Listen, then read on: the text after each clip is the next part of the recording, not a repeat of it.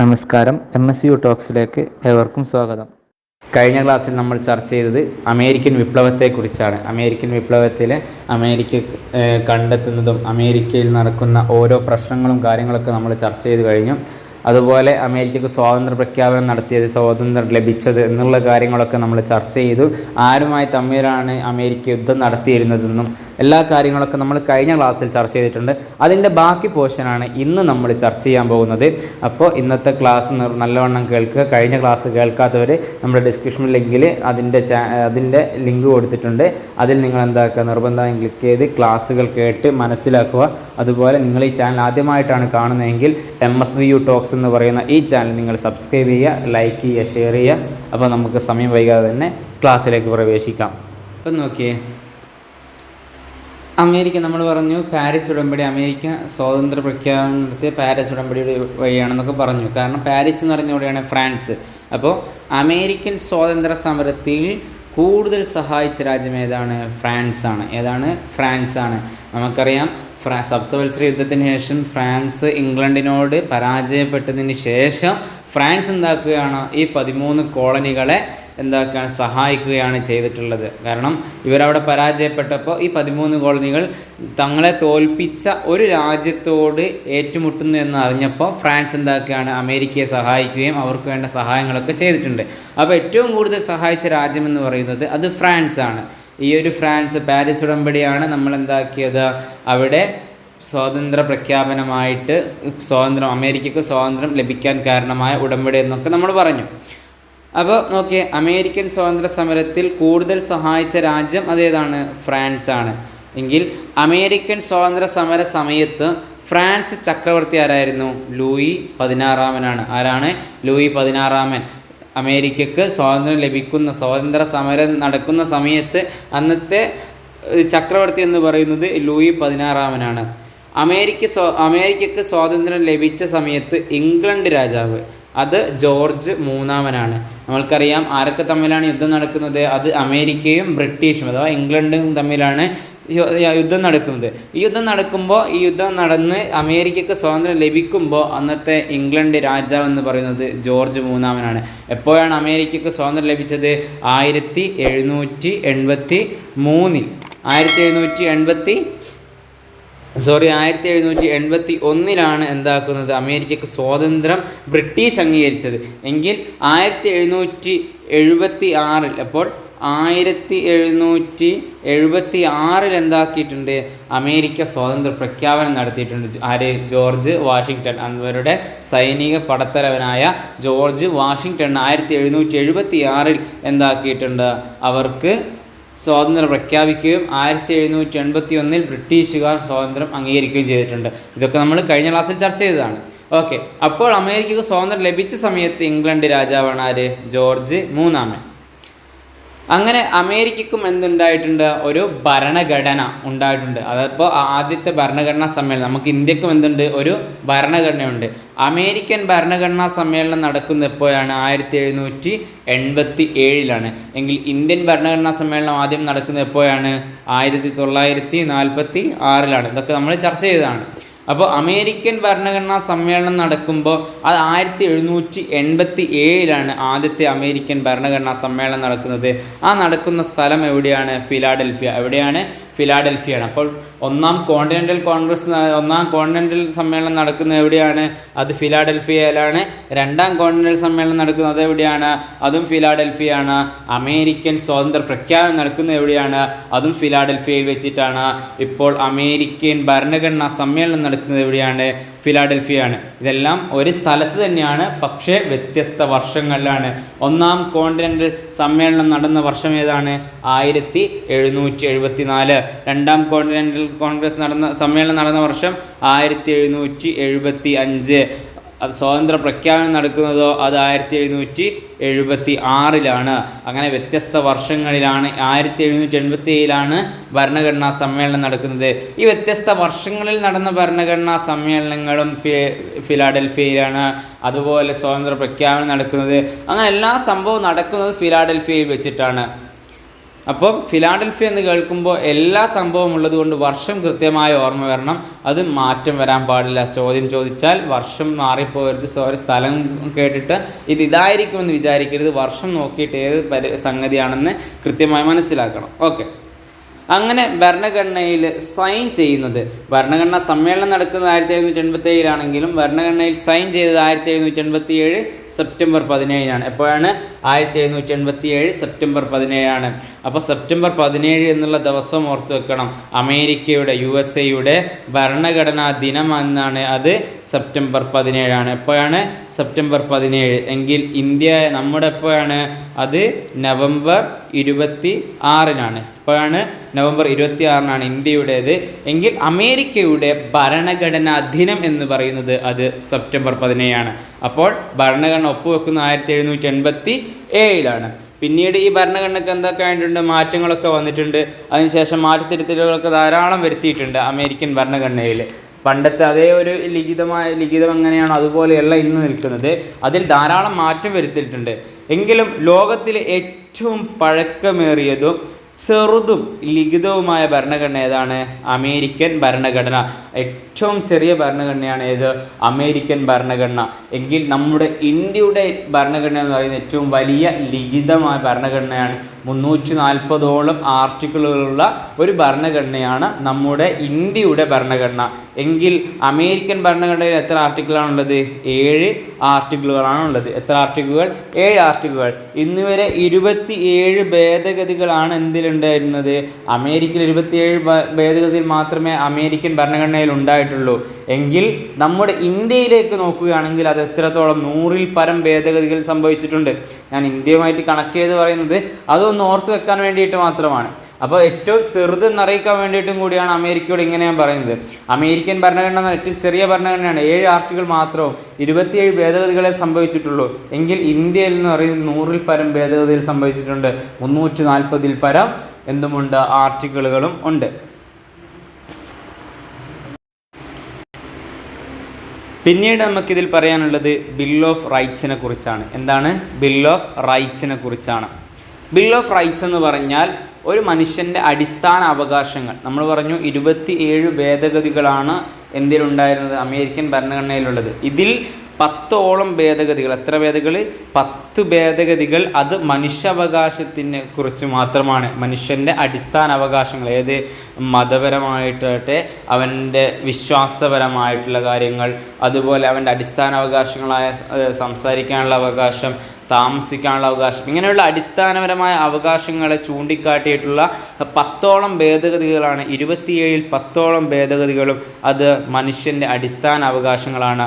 അതിനെയാണ് bill of rights എന്ന് പറയുന്നത്. നമുക്കറിയാം ബിൽ ഓഫ് റൈറ്റ്സ് ഇംഗ്ലണ്ടിനെ നമ്മൾ പറഞ്ഞപ്പോഴും ബിൽ ഓഫ് റൈറ്റ്സ് പറഞ്ഞിട്ടുണ്ട്. ആ ബിൽ ഓഫ് റൈറ്റ്സും ഈ ബിൽ ഓഫ് റൈറ്റ്സും രണ്ടും തമ്മിൽ വ്യത്യാസമുണ്ട്.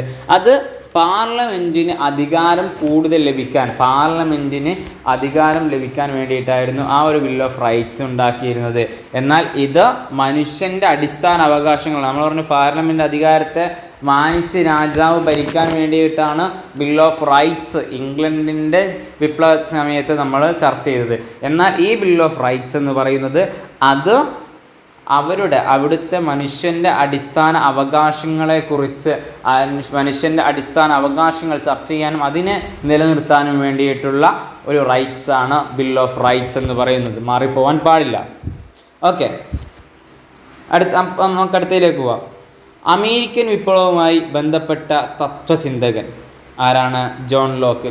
ധാരാളം തത്വചിന്തകന്മാരുടെ വഴിയാണ് അമേരിക്കൻ സ്വാതന്ത്ര്യ സമരത്തിലേക്ക് ആളുകളെ ആകർഷിക്കാനും അവരെ അതിലേക്ക് ഇറങ്ങിച്ചെന്ന് അതിലേക്കൊന്ന് പ്രചോദിപ്പിച്ച് ആ ഒരു സമരത്തിലേക്ക് ഇറക്കാൻ തന്നെ കാരണം ധാരാളം തത്വചിന്തകന്മാരുടെ വാക്കുകളും അവരുടെ ഓരോ പ്രവൃത്തികളുമാണ്. അങ്ങനെ ഏറ്റവും പ്രധാനപ്പെട്ട ഒരു തത്വചിന്തകനായിരുന്നു ജോൺ ലോക്ക് എന്ന് പറയുന്നത്. അദ്ദേഹം പറഞ്ഞിട്ടുണ്ട്, മനുഷ്യന് ചില അവകാശങ്ങളുണ്ട്, അത് ഹാനിക്കാൻ ഒരു ഭരണകൂടത്തിനും അവകാശമില്ല. അതാരാണ് പറഞ്ഞത്? അത് ജോൺ ലോക്കാണ് പറഞ്ഞത്. മനുഷ്യർ ചില അവകാശങ്ങളുണ്ട്, അത് ഒരു ഭരണകൂടത്തിനോ അല്ലെങ്കിൽ ഒരു രാജ്യത്തിന് എന്താക്കാൻ സാധിക്കില്ല, അത് കെട്ടിപ്പൂട്ടി വെക്കാൻ സാധിക്കുകയില്ല. അതുകൊണ്ട് ഞങ്ങളുടെ അവകാശം ഞങ്ങൾക്ക് വേണമെന്നുള്ള രീതിയിൽ ജോൺ ലോക്ക് എന്ന് പറയുന്ന ബ്രിട്ടീഷുകാരനായ തത്വചിന്തകൻ അദ്ദേഹത്തിൻ്റെ ഈ ഒരു വാക്കിൽ നിന്ന് വാക്കിൽ നിന്ന് ഊർജം പകർന്നുകൊണ്ടാണ് അമേരിക്കൻ സ്വാതന്ത്ര്യ സമരത്തിൽ ഈ 13 കോളനികൾ എന്താക്കുന്നത് ഇറങ്ങി തിരിച്ചിരുന്നത്. അങ്ങനെ അവർക്ക് ഊർജ്ജം നൽകി അവരെന്താക്കുകയാണ് ഈ ഒരു യുദ്ധത്തിലേക്ക് ഇറങ്ങി തിരിച്ചിട്ടുണ്ട്. അതിനും വലിയൊരു പങ്ക് വഹിച്ചതാണ് ജോൺ ലോക്ക് എന്ന് പറയുന്നത്. അതുപോലെ അമേരിക്കൻ വിപ്ലവവുമായി ബന്ധപ്പെട്ട മറ്റൊരു പ്രധാന തത്വചിന്തകനാണ് തോമസ് പെയിൻ എന്ന് പറയുന്നത്. തോമസ് പെയിനിൻ്റെ ഒരു ലഘുലേഖയുടെ പേരാണ് ഏത്?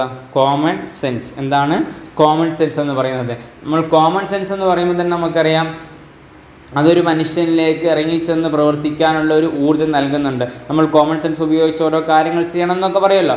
അതുപോലെ ഈ തത്വചിന്തകനായ തോമസ് പെയിനിൻ്റെ ഒരു ലഘുലേഖയായിരുന്നു കോമൺ സെൻസ് എന്ന് പറയുന്നത്. ഈ കോമൺ സെൻസ് എന്ന് പറയുന്ന ഈ ലഘുലേഖയും അതുപോലെ ജോൺ ലോക്കിൻ്റെ വാക്കുകളും കാര്യങ്ങളുമെല്ലാം ഒരു യുദ്ധത്തിലേക്ക് അല്ലെങ്കിൽ ഞങ്ങൾക്ക് സ്വാതന്ത്ര്യം ലഭിക്കാൻ അവകാശമുണ്ട് എന്നുള്ള രീതിയിലേക്ക് അവിടുത്തെ മനുഷ്യരുടെ മനസ്സിനെ മാറ്റി തിരുത്താൻ സാധിച്ചിട്ടുണ്ടെന്നുള്ളതാണ്. നോക്കിയേ, യുദ്ധം നടക്കുന്നതിന് മുമ്പ് വിപ്ലവം നടപ്പിലായിരുന്നു. ഇതാരാണ് പറഞ്ഞത്? John Adams. ആരാണ് പറഞ്ഞത്? ജോൺ ആദംസ് ആണ് ഈ ഒരു വാക്ക് പറഞ്ഞിട്ടുള്ളത്. എന്താണ്? യുദ്ധം നടക്കുന്നതിന് മുമ്പ് വിപ്ലവം നടപ്പിലായിരുന്നു എന്ന് പറയുന്നത്. പിന്നീട് നോക്കിയേ, ജോൺ ആദംസിനെ കുറിച്ച് പറയുകയാണെങ്കിൽ അന്നത്തെ അമേരിക്കയുടെ ആദ്യത്തെ വൈസ് പ്രസിഡൻ്റാണ് ആര്? John Adams. അതുകൂടാതെ രണ്ടാമത്തെ പ്രസിഡൻറ്റും കൂടിയാണ് ആര്? John Adams. ആ ജോൺ ആദംസ് ആണ് പറയുന്നത് യുദ്ധം നടക്കുന്നതിന് മുമ്പ് വിപ്ലവം നടപ്പിലായിരുന്നു എന്നുള്ളത്. ഇനി നമുക്ക് അമേരിക്കയുടെ ചില കാര്യങ്ങൾ കൂടെ നോക്കാം. അമേരിക്കൻ്റെ ഇത്രയും നേരം ചർച്ച ചെയ്ത് നമ്മൾ കാര്യങ്ങളൊക്കെ അവിടുത്തെ യുദ്ധം നടന്നു, യുദ്ധത്തിലേക്ക് നയിച്ച കാര്യങ്ങളൊക്കെ നമ്മൾ ചർച്ച ചെയ്ത് കഴിഞ്ഞു. യുദ്ധത്തിലേക്ക് നടന്ന വിജയകാര്യങ്ങളും പറഞ്ഞു കഴിഞ്ഞു. അവർക്ക് സ്വാതന്ത്ര്യം ലഭിച്ചത് എപ്പോഴാണെന്ന് പറഞ്ഞു. 1781 പറഞ്ഞു. ഭരണഘടന ഒരു 13 കോളനികൾക്കും വേണ്ടി ഒരു ഭരണഘടന നിർമ്മിച്ചിട്ടുണ്ട്. ആ ഭരണഘടനാ സമ്മേളനം നടന്നത് എപ്പോഴാണ് നമ്മൾ ചർച്ച ചെയ്ത് കഴിഞ്ഞു. 87 ഇനി നമ്മൾ പറയാൻ പോകുന്നത് അമേരിക്കയെക്കുറിച്ച് കുറച്ച് കാര്യങ്ങൾ നമ്മൾ ചർച്ച ചെയ്യുകയാണ്. എന്താണെന്ന്? അമേരിക്കയുടെ ദേശീയ പിതാവ് ആരാണ്? George Washington. ജോർജ് വാഷിങ്ടണ് നമുക്ക് നല്ലോണം പരിചയമുണ്ട്. കാരണം അമേരിക്കയുടെ ആദ്യത്തെ പ്രസിഡൻ്റാണ് ആര്? George Washington. ഇത് കൂടാതെ 1775 നടന്ന രണ്ടാം കോണ്ടിനെൻ്റൽ സമ്മേളനത്തിൽ ബ്രിട്ടീഷുകാർക്കെതിരെ ഇറങ്ങിയ സൈന്യത്തിൻ്റെ പടത്തലവനായിട്ട് അല്ലെങ്കിൽ സൈനിക നേതാവായിട്ട് ഉണ്ടായിരുന്ന തീരുമാനിച്ച വ്യക്തിയായിരുന്നു ആര്? George Washington. ഈ ജോർജ് വാഷിങ്ടണാണ് 1776 എന്താക്കുന്നത്? അമേരിക്കക്ക് സ്വാതന്ത്ര്യ പ്രഖ്യാപനം നടത്തുന്നത്. ജൂലൈ 4 സ്വാതന്ത്ര്യ പ്രഖ്യാപനം നടത്തുന്നത്. ഓക്കെ, ആ ജോർജ് വാഷിങ്ടണാണ് അമേരിക്കയുടെ ദേശീയ പിതാവെന്ന് അറിയപ്പെടുന്നത്. ജോർജ് വാഷിങ്ടൺ അമേരിക്കയുടെ പ്രസിഡൻ്റ് ആയത് എപ്പോഴാണ്? 1789 ഏപ്രിൽ 30. Okay, 1789 April 30. ഏപ്രിൽ 30 എന്ന് പറയുന്നത് ധാരാളം നല്ല കാര്യങ്ങളൊക്കെ നടന്ന സംഭവമായിരുന്നു. ഒന്ന് നോക്കുകയാണെങ്കിൽ നമ്മളെ ഹിറ്റ്ലർ നമുക്ക് എല്ലാവർക്കും നല്ലവണ്ണം പരിചയമുണ്ട്. അത്രയും ക്രൂരമായ ഭരണഘടനാ രീതികളും അവിടുത്തെ കാര്യങ്ങളൊക്കെ നമ്മൾ നല്ലവണ്ണം നോക്കിയതാണ്. അപ്പോൾ ഹിറ്റ്ലർ ആത്മഹത്യ ചെയ്തത് 1945 ഏപ്രിൽ 30 എപ്പോഴാണ്? 1945 ഏപ്രിൽ 30. അതുപോലെ 1789 ഏപ്രിൽ 30 ആര്? അമേരിക്കയുടെ പ്രസിഡൻ്റായിട്ട് ജോർജ് വാഷിങ്ടൺ മാറുന്നത്. ഓക്കെ, നോക്കിയേ, അമേരിക്കയുടെ ദേശീയ സ്വാതന്ത്ര്യ സമരത്തിൻ്റെ പിതാവ്. അമേരിക്കയുടെ ദേശീയ സ്വാതന്ത്ര്യ സമരത്തിൻ്റെ പിതാവ് അതാരാണ്? Samuel Adams. ആരാണ്? Samuel Adams. നമുക്കറിയാം, നമ്മൾ പറഞ്ഞിട്ടുണ്ട് ആദ്യത്തെ ദേശീയ പ്രസ്ഥാനം ഏതായിരുന്നു? സ്വാതന്ത്ര്യത്തിൻ്റെ മക്കൾ. അത് നിർമ്മിച്ചത് അല്ലെങ്കിൽ അതിൻ്റെ സ്ഥാപകൻ എന്ന് പറയുന്ന ആരാണ്? സാമുവൽ ആദംസ് ആണ്. ഈ സാമുവൽ ആദംസ് തന്നെയാണ് അമേരിക്കയുടെ ദേശീയ സ്വാതന്ത്ര്യ സമര പിതാവായിട്ട് അറിയപ്പെടുന്നത്. ഓക്കെ, അമേരിക്കയുടെ ഭരണഘടനാ പിതാവ് ആരാണ്? James Madison. ആരാണ്? ജെയിംസ് മാഡിസൺ ആണ് അമേരിക്കയുടെ ഭരണഘടനാ പിതാവ്. ഇന്ത്യയുടെ ഭരണഘടനാ പിതാവ് എന്ന് പറഞ്ഞാൽ നമുക്കറിയാം ഡോക്ടർ BR അംബേദ്കർ ആണ്. മാറിപ്പോയത്, ഇന്ത്യയുടേത് ഡോക്ടർ BR അംബേദ്കർ ആണ്. അമേരിക്കയുടെ ജെയിംസ് മാഡിസൺ ആണ്. അമേരിക്കയുടെ സ്വാതന്ത്ര്യ പ്രഖ്യാപനം എഴുതി തയ്യാറാക്കിയത് ആരാണ്? Thomas Jefferson. അമേരിക്കയുടെ സ്വാതന്ത്ര്യ പ്രഖ്യാപനം എഴുതി തയ്യാറാക്കിയത് അതാരാണ്? എന്താണ് സ്വാതന്ത്ര്യ പ്രഖ്യാപനത്തിൽ നമ്മൾ പറഞ്ഞു? എല്ലാ മനുഷ്യരെയും ദൈവം തുല്യരായിട്ടാണ് സൃഷ്ടിച്ചിരിക്കുന്നത് എന്നുള്ള ഈ പ്രഖ്യാപനം എഴുതി തയ്യാറാക്കിയത് അത് തോമസ് ജെഫേഴ്സണും ബെഞ്ചമിൻ ഫ്രാങ്ക്ലിനുമാണ്. ആരാണ്? Thomas ജെഫേഴ്സണും Benjamin ഫ്രാങ്ക്ലിനും. എക്സാമുകൾക്ക് നോക്കുകയാണെങ്കിൽ തോമസ് ജെഫേഴ്സൻ്റെ പേരുകളാണ് കൂടുതലായിട്ടും കാണാൻ ചാൻസ് ഉള്ളത്. അതാണ് കൂടുതലും കണ്ടിട്ടുള്ളത്. തോമസ് ജെഫേഴ്സൺ എന്നുള്ളതാണ് ഓപ്ഷൻസിൽ കാണിക്കുക. അപ്പോൾ എന്താകാൻ പാടില്ല, മാറിപ്പോവാൻ പാടില്ല. തോമസ് ജെഫേഴ്സണും ബെഞ്ചമിൻ ഫ്രാങ്ക്ലിൻ പൂർണ്ണമായിട്ടാണ് ആ പറഞ്ഞത്.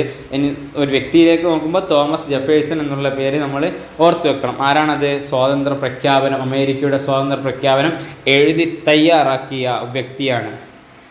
ഓക്കെ, പിന്നീട് നമ്മൾ പറഞ്ഞു അമേരിക്കയുടെ രണ്ടാമത്തെ പ്രസിഡന്റ് എന്ന് പറയുന്നത് അതാരാണെന്ന് പറഞ്ഞു, അത് ജോൺ ആദംസ് ആണെന്ന് പറഞ്ഞു. പക്ഷേ അതിലും കൂടുതൽ ചോദിക്കാൻ ചാൻസ് ഉള്ളത് 16ാമത് പ്രസിഡൻ്റാണ്. ആരാണ് 16ാമത് പ്രസിഡന്റ്? ആരാണ്? Abraham Lincoln. എബ്രഹാം ലിങ്കണെ കുറിച്ച് നമ്മൾ ചെറുപ്പം മുതലേ സ്കൂളുകളിൽ നിന്ന് കേൾക്കുന്നതാണ്. തെരുവിളക്കിൽ നിന്ന് പഠിച്ച് ഉയർന്നു വന്ന ഒരു വലിയ പ്രസിഡന്റ്, അമേരിക്കൻ പ്രസിഡൻ്റായി മാറിയ വ്യക്തി എന്നൊക്കെ നമ്മൾ ചെറുപ്പം മുതൽ കേൾക്കുന്നതാണ്. അപ്പോൾ അമേരിക്കയുടെ 16ാമത് പ്രസിഡൻ്റാണ് ആര്? Abraham Lincoln. അല്ലെങ്കിൽ ഇങ്ങനെയും ചോദിക്കാൻ ചാൻസ് ഉണ്ട്, വിറക് വെട്ടുകാരൻ്റെ മകനായിട്ട് പിന്നീട് പോസ്റ്റ്മാനായി മാറി, പിന്നീട് അഡ്വക്കറ്റായി മാറി, പിന്നീട് പ്രസിഡൻ്റായി മാറിയ അമേരിക്കൻ പ്രസിഡന്റ് ആരെന്ന് ചോദിച്ചാൽ അതാരാണ്? എബ്രഹാം ലിങ്കൺ ആണ്. അങ്ങനെ ചോദിച്ച ഒരു ക്വസ്റ്റ്യൻ പേപ്പർ കാണാൻ സാധിച്ചിട്ടുണ്ട്. അതുകൊണ്ടാണ് പറഞ്ഞിട്ടുള്ളത്. അപ്പം വിറക് വെട്ടുകാരൻ്റെ മകൻ പിന്നീട് പോസ്റ്റ്മാനായിട്ടും ഉയരുകയാണ്. അതിനുശേഷം പിന്നീട് അഡ്വക്കറ്റായി, പിന്നീട് അമേരിക്കയുടെ പ്രഥമ പ്രസിഡൻ്റായിട്ട് മാറിയെന്നൊക്കെ ഉള്ളൊരു ക്വസ്റ്റ്യൻ ആരാണെന്ന് ചോദിക്കുമ്പോൾ അത് എബ്രഹാം ലിങ്കൺ എന്ന് എഴുതണം, മാറിപ്പോവാൻ പാടില്ല. കാരണം എബ്രഹാം ലിങ്കണും അതുപോലെ ധാരാളം പ്രസിഡൻറ്റുകളും അവിടെ അമേരിക്കയുടെ പ്രസിഡൻ്റായി മാറിയിട്ടുണ്ട്. അപ്പോൾ നമ്മൾ ജസ്റ്റ് ഒന്ന് ഒരു തെറ്റ് പറ്റിപ്പോയാൽ തന്നെ എബ്രഹാം ലിങ്കൺ എന്നുള്ള പേര് നമ്മൾ ഒരിക്കലും മാറാൻ പാടില്ല. ഓക്കെ, ജനങ്ങളാൽ ജനങ്ങൾക്ക് വേണ്ടി ജനങ്ങൾ നടത്തുന്ന ഭരണം, ഇതൊരു പ്രസംഗത്തിൻ്റെ വേർഡുകളാണ്, ഇതൊരു സ്പീച്ചിൻ്റെ വേർഡുകളാണ്. ഈ സ്പീച്ച് ഏതാണ്? ഗെറ്റിസ്ബർഗ് പ്രസംഗമാണ്. അപ്പം ജനങ്ങളാൽ ജനങ്ങൾക്ക് വേണ്ടി ജനങ്ങൾ നടത്തുന്ന ഭരണം എന്ന ഏത് പ്രസംഗത്തിലായിരുന്നു? ഗെറ്റിസ്ബർഗ് സ്പീച്ചിലായിരുന്നു ഈ ഒരു വേർഡ് പറഞ്ഞിട്ടുള്ളത്. അടുത്ത നോക്കിയേ, ബുള്ളറ്റിനേക്കാൾ മൂർച്ചയുണ്ട് ബാലറ്റിന്. ബുള്ളറ്റിനേക്കാൾ മൂർച്ചയുണ്ട് ബാലറ്റിന്. ഇത് ആരുമായി ബന്ധപ്പെട്ടിരിക്കുന്നു? എബ്രഹാം ലിങ്കണുമായിട്ട് ബന്ധപ്പെട്ടിരിക്കുന്നു. അപ്പോൾ അതിൽ ബുള്ളറ്റിനേക്കാൾ മൂർച്ചയുണ്ട് ബാലറ്റിന് എന്നുള്ള വേർഡ് കേൾക്കുമ്പോൾ അവിടെ നെപ്പോളിയനെയും നമുക്ക് ചാൻസ് ഉണ്ട്. നമ്മുടെ മനസ്സ് പതറാൻ നെപ്പോളിയൻ്റെ ഓപ്ഷൻ കേൾക്കുമ്പോൾ നെപ്പോളിയനിലേക്ക് ചാടാനും ചാൻസ് ഉണ്ട്. അപ്പോൾ അത് നെപ്പോളിയൻ അല്ല, ആരായിരിക്കണം? എബ്രഹാം ലിങ്കൺ എന്നുള്ള ഓർത്ത് വെക്കണം. എന്താണ്? ബുള്ളറ്റിനേക്കാൾ മൂർച്ചയുണ്ട് ബാലറ്റിന് എന്ന് ആരുമായി ബന്ധപ്പെട്ടിരിക്കുന്നതാണ്? എബ്രഹാം ലിങ്കണുമായിട്ട് ബന്ധപ്പെട്ടിരിക്കുന്നതാണ്. ഓക്കെ, അമേരിക്കയുടെ അടിമത്തം നിർത്തലാക്കിയത് ആരാണ്? അത് എബ്രഹാം ലിങ്കൺ ആണ്. ആരാണ്? എബ്രഹാം ലിങ്കൺ ആണ് അമേരിക്കയുടെ അടിമത്തം നിർത്തലാക്കിയത്. ഇത് നിർത്തലാക്കിയ വർഷം എന്ന് പറയുന്നത് 1863 1863 അമേരിക്കയുടെ അടിമത്തം എബ്രഹാം ലിങ്കൺ അവിടുന്ന് അവസാനിപ്പിക്കുകയാണ്. ഇത് കാരണം കൊണ്ട് തന്നെ 2 വർഷത്തിന് ശേഷം 1865 എബ്രഹാം ലിങ്കൺ വെടിയേറ്റ് മരണപ്പെടുകയാണ്. ഈ ഒരു കാരണം അതിൽ പ്രധാനപ്പെട്ടതാണ്. അടിമത്തം നിർത്തലാക്കി എന്നുള്ളൊരു കാരണമുണ്ട്. അപ്പം 1863 അടിമത്തം നിർത്തലാക്കുന്നു. 1865 എബ്രഹാം ലിങ്കൺ വെടിയേറ്റ് മരണപ്പെടുന്നു. ഓക്കെ, ഇനി അതിൽ പ്രധാനപ്പെട്ട ഒന്ന് ചർച്ച ചെയ്യാനുള്ളതാണ് സ്റ്റാച്യു ഓഫ് ലിബർട്ടി. എന്താണ് സ്റ്റാച്യു ഓഫ് ലിബർട്ടി? ഇത് അമേരിക്കക്ക് ആര് സമ്മാനം നൽകിയതാണ്? ഫ്രാൻസ്. സ്റ്റാച്യു ഓഫ് ലിബർട്ടി നമുക്കറിയാം, അമേരിക്കയുടെ മുഖമുദ്രയായിട്ടാണ് സ്റ്റാച്യു ഓഫ് ലിബർട്ടി നിൽക്കുന്നത്.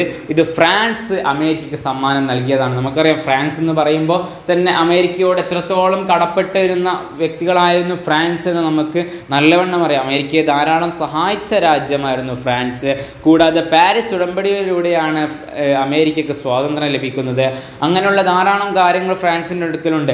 ആ ഫ്രാൻസ് തന്നെയാണ് സ്റ്റാച്യു ഓഫ് ലിബർട്ടി എന്ന് പറയുന്ന അമേരിക്കയുടെ മുഖമുദ്രയായ പ്രതിമ നൽകുന്നത്. ഓക്കെ, ഈ സ്റ്റാച്യു ഓഫ് ലിബർട്ടിയുടെ ശില്പി ആരാണ്? അത് ഫെഡറിക് അഗസ്തേ ബർത്തോൾഡി. ആരാണ്? ഫെഡറിക് അഗസ്തേ ബർത്തോൾഡിയാണ് സ്റ്റാച്യു ഓഫ് ലിബർട്ടിയുടെ ശില്പി എന്ന് പറയുന്നത്. അപ്പോൾ മാറിപ്പോകരുത്, ഈ ക്ലാസ്സുകൾ ശ്രദ്ധിച്ച് മനസ്സിലാക്കേണ്ടതുണ്ട്.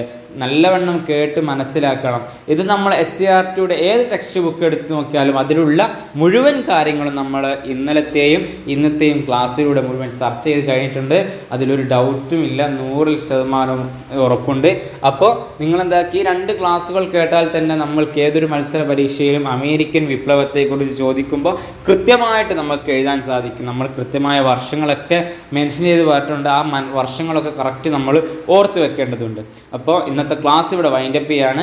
എല്ലാവരും നല്ലവണ്ണം ശ്രദ്ധിച്ച് കേൾക്കുക.